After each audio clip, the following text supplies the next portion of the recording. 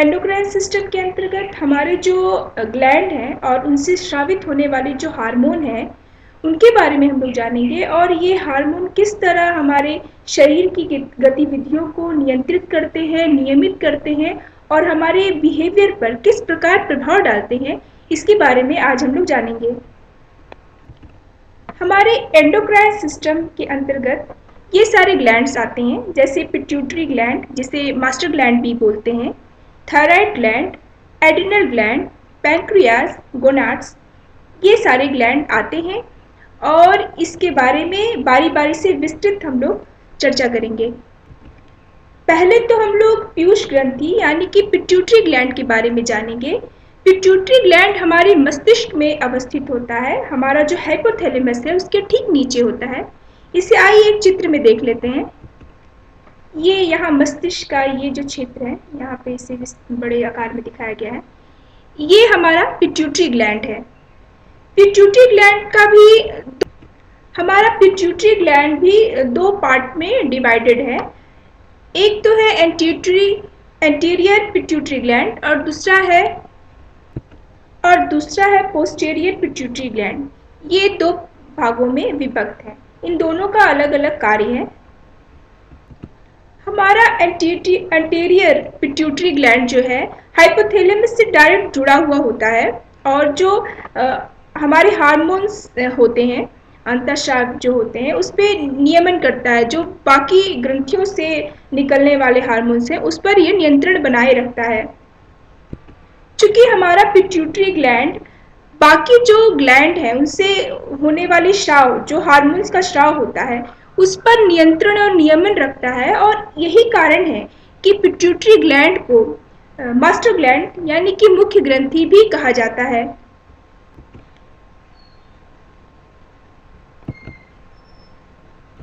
इसके बाद हम लोग जानेंगे थायराइड ग्लैंड के बारे में, जो गले में अवस्थित होता है। इसे भी आइए चित्र के माध्यम से देखें। हमारा थायराइड ग्लैंड ये जो गले का क्षेत्र है यहाँ पर होता है, ये यहाँ पे।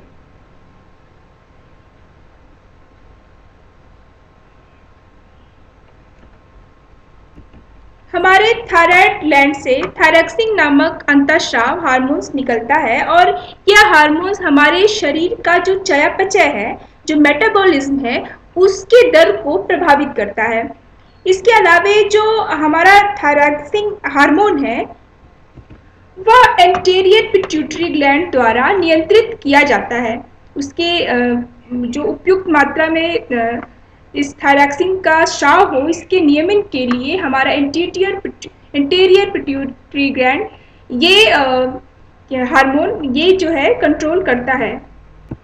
अगर थायरॉक्सिन का हमारे शरीर में प्रॉपरली स्राव हो रहा है तो ये हमारे शरीर की कोशिकाओं में ऊर्जा उत्पन्न करता है और ऑक्सीजन का जो खपत है और इसके अलावा जो बेकार पदार्थ का विलोपन है इसको बनाए रखता है। दूसरा जो इसका काम है थायरॉक्सिन हार्मोन का, वो यह है कि अगर थायरॉक्सिन हार्मोन का कमी हो जाए शरीर में, अगर उसकी कमी हो जाए, उसके स्राव में कमी आ जाए, तो हमारा जो शरीर और हमारे जो मानसिक स्थिति है वो बड़ा सुस्त हो जाएगी, बहुत लेजी फील करेंगे हम लोग। इसके बाद हम लोग देखेंगे एड्रिनल ग्लैंड। एड्रिनल ग्लैंड जो है हमारी जो किडनी है, ये दोनों किडनियों पर यूं इस तरह से दो पार्ट में स्थित है। हमारे एड्रिनल ग्लैंड का भी दो पार्ट होता है, पहले को कहेंगे एड्रिनल कॉर्टेक्स और दूसरे को एड्रिनल मेडुला। आइए देखते हैं इन दोनों की क्या अलग अलग कार्य हैं। एड्रिनल कॉर्टेक्स से होने वाला जो अंतःस्राव है वो हमारे इंटीरियर पिट्यूटरी ग्लैंड द्वारा स्रावित होने वाले हार्मोन, जिसे कि ACTH शॉर्ट में कहेंगे और उसका पूरा नाम है एड्रिनोकार्टिकोट्रॉफिक हार्मोन, इसके द्वारा नियंत्रित और नियमित होता है। इसके अलावा अगर ऐसा हो किसी कारणवश हमारा जो एड्रिनल कॉर्टेक्स से होने वाला स्राव है वो कम हो जाता है, वो थोड़ा सुस्त पड़ जाता है, तो ऐसे में जो हमारा इंटीरियर पिट्यूटरी ग्लैंड है वो एड्रिनोकार्टिकोट्रॉफिक हार्मोन के स्राव को बढ़ा देती है और जिससे जो हमारा एड्रिनल कॉर्टेक्स है वो फिर से स्टिमुलेट हो जाता है और फिर अंतःस्राव प्रॉपर्ली करने लगता है। एड्रेनल कॉर्टेक्स हार्मोन से एक अन्य जो स्राव होता है उसको कार्टिकोइड कहा जाता है। और यह हार्मोन हमारे जो शरीर क्रियात्मक कार्य जैसे कि शरीर में खनिज जैसे सोडियम, पोटेशियम, क्लोराइड्स ये सब के नियमन में इसका योगदान होता है। और अगर इसके कार्य में किसी भी प्रकार की कमी या गड़बड़ी हो तो उसका नतीजा ये होता है कि हमारा जो तंत्रिका तंत्र है, नर्वस सिस्टम है, उसके कार्य में भी गंभीर रूप से प्रभाव पड़ता है और दिक्कतें आती हैं। इसके बाद हम लोग एड्रिनल ग्लैंड का जो दूसरा पार्ट था, एड्रिनल मेडुला, उसके बारे में देखेंगे कि इसके द्वारा एड्रिनल मेडुला के द्वारा भी दो प्रकार के स्राव होते हैं जिसको एपाइनेफ्राइन और नॉरएपिनेफ्राइन कहेंगे या फिर एड्रेनलिन और नॉर एड्रेनलिन के नाम से भी जाना जाता है। ये दोनों मिलकर जो हमारी अनुकंपी सक्रियता है, जैसे कि हमारी जो हृदय की गति है या ऑक्सीजन की खपत हमारे शरीर में या हमारा जो मेटाबॉलिज्म है या हमारी जो मस्कुलर जो हमारी एनर्जी है, ये दोनों से मिलकर ही सारे काम होते हैं।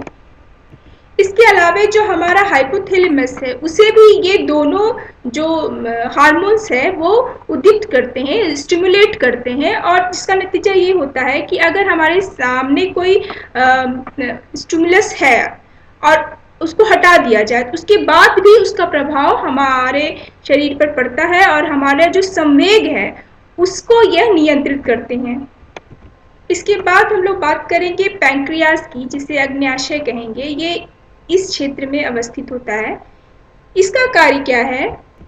जो हमारा खाना पचाने का जो काम है वो मुख्य रूप से अग्न्याशय द्वारा ही किया जाता है और इसके द्वारा भी एक हार्मोन का स्राव होता है पैंक्रियाज के द्वारा, जिसे इंसुलिन कहते हैं, इंसुलिन। और इंसुलिन क्या करता है कि हमारे शरीर के उपयोग में या फिर जो हमारे यकृत में ग्लूकोज जो है उसका जो भंडारण किया गया है तो उसके विखंडन में सहायता करता है इंसुलिन।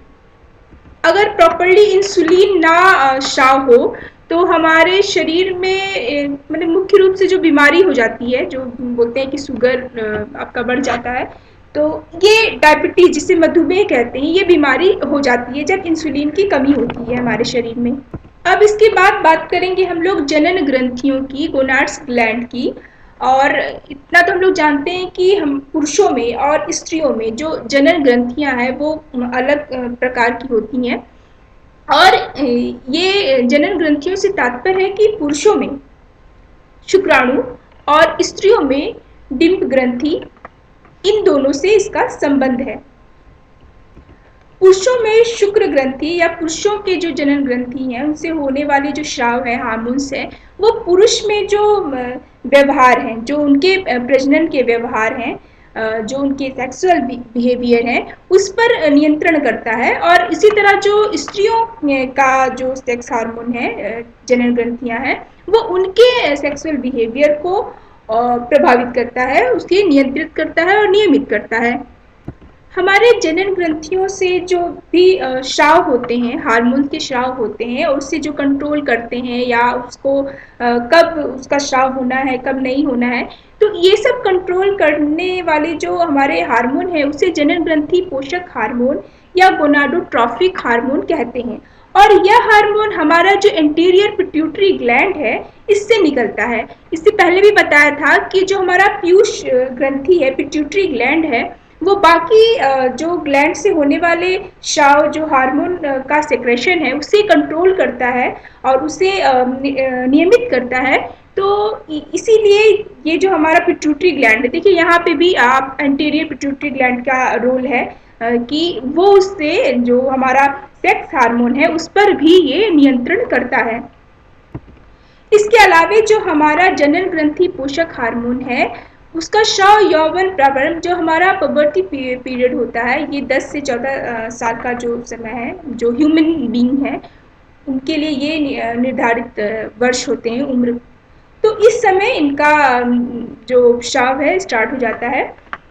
इसके अलावा जो हमारे जो हार्मोन्स हैं उसमें कुछ ऐसे हार्मोन्स होते हैं जो हमारे जो जो जनन ग्रंथि से संबंधित ऐसे भी कुछ हमारे लक्षण होते हैं जो मूल होते हैं और कुछ ऐसे होते हैं जो गौण लक्षण होते हैं। तो ये 2 प्रकार के लक्षण का भी ये कंट्रोल इसी हार्मोन से होता है। जैसे जो महिलाएं हैं, लेडीज जो हैं, उनकी जो डिंब ग्रंथियां हैं वो एस्ट्रोजन और प्रोजेस्टेरॉन ये उत्पन्न करती हैं, और जिससे उनका जो लड़कियों का, महिलाओं का शारीरिक या लैंगिक विकास होता है।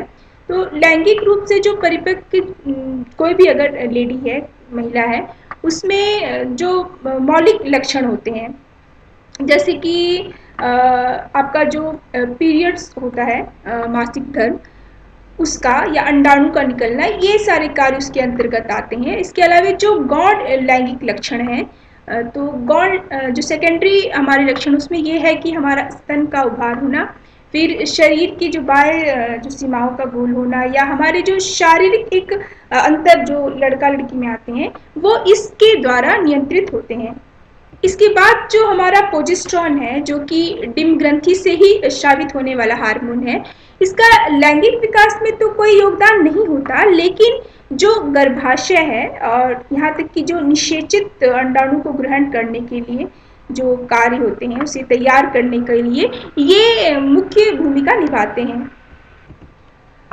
अब पुरुषों के अगर शुक्र ग्रंथि की बात करें तो ये शुक्राणु निरंतर ही उत्पन्न करते हैं, और इसके अलावा जो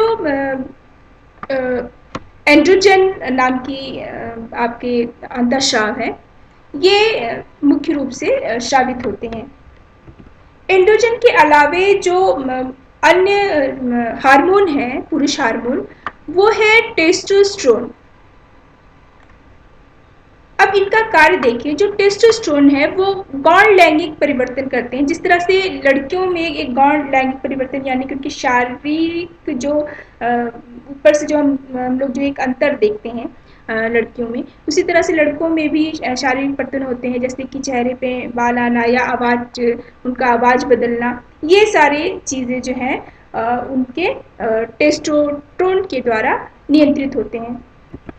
इस प्रकार से हम लोग एंडोक्राइन सिस्टम के जो मुख्य ग्लैंड थे उसके बारे में हम लोगों ने देखा, किस प्रकार से ये हमारे शरीर की गतिविधियों को नियंत्रित करते हैं, और इनके द्वारा अलग अलग हार्मोन का स्राव होता है और हमारे शरीर की गतिविधियां नियंत्रित होती हैं। जिसमें हम लोग एक बार सारांश देखें तो हम लोगों ने पिट्यूटरी ग्लैंड के बारे में जाना, थायराइड ग्लैंड के बारे में, एड्रिनल ग्लैंड के बारे में, पैंक्रियाज और गोनाड्स के बारे में जाना। जो हमारा पिट्यूटरी ग्लैंड है उससे उसका 2 पार्ट है, एक है एंटीरियर पिट्यूटरी ग्लैंड और दूसरा पार्ट है पोस्टीरियर पिट्यूटरी ग्लैंड। इसके बाद हमारा थायराइड ग्लैंड था, और फिर एड्रिनल ग्लैंड का भी 2 पार्ट है, एड्रिनल कॉर्टेक्स, एड्रिनल मेडुला, और फिर पैंक्रियाज और गोनाड्स। इन सारों को हम लोग देख लिए, एक बार चित्र द्वारा भी इसे हम लोग समराइज करेंगे। चित्र में हम लोग देखेंगे कि यहाँ पे हमारा पिट्यूटरी ग्लैंड है यहाँ पर, फिर ये थायराइड ग्लैंड, इसके अलावा एड्रिनल ग्लैंड, ये हमारी किडनी के ऊपर, फिर पैंक्रियाज, और ये जो पार्ट है यहाँ पे ही हमारे जो जनन ग्रंथियां हैं उनका का क्षेत्र इस एरिया में आता है।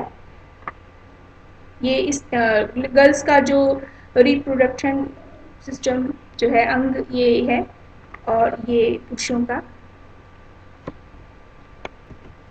उम्मीद करती हूँ ये वीडियो आप लोगों को पसंद आई होगी, और इसमें बताए गए जो भी कंसेप्ट थे ग्लैंड के बारे में वो आप लोगों को समझ में आई होगी और अच्छी लगी होगी।